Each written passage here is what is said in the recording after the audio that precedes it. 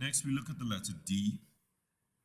Again, we have that basic A shape. Take your time. And 1 and 2 and 3. Remember, lower if it's straight. And so I've come down and around, so I've done that rather than that.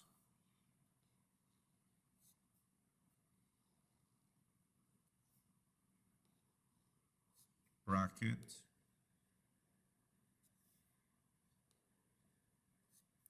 I'm adding some more variations, a twist and a pull like we saw in the C.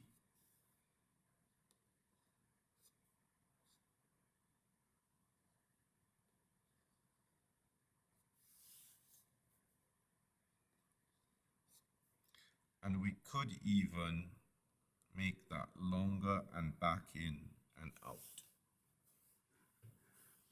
E, start in the middle, remember. 1 and 2 and 3 and 4.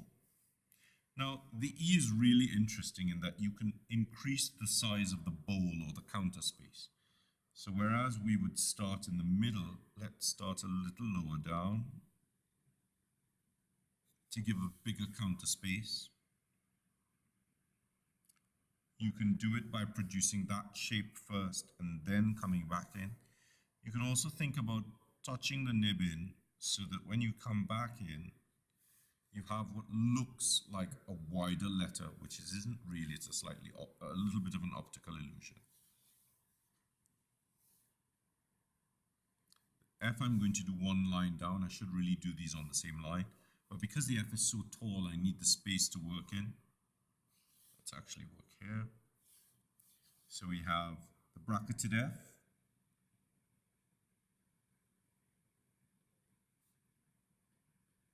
Simple line.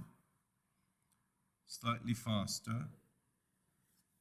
So we end up with a curl on the bottom. So what I've done is as I'm coming down on the nib, I've tilted to the right corner of the nib and lifted and turned up.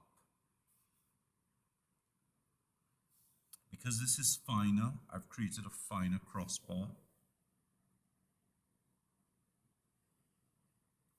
We can have that with a little line at this roughly the same angle of the terminal.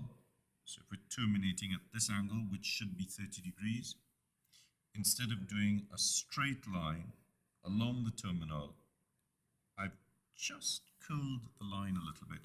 That means that we can make the crossbar of the F a little bit longer and more decorative.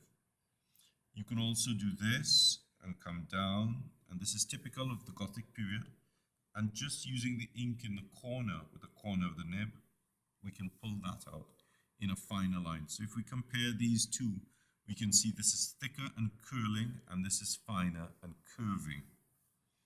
I would do a straight line to counter that balance. You can also do this kind of F.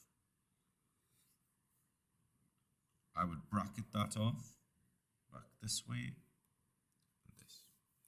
Now, these variations are really interesting and fascinating when it comes to producing double letters, which again we'll look at in the variation section with the flourishing. You can also have a curling top and a curling base.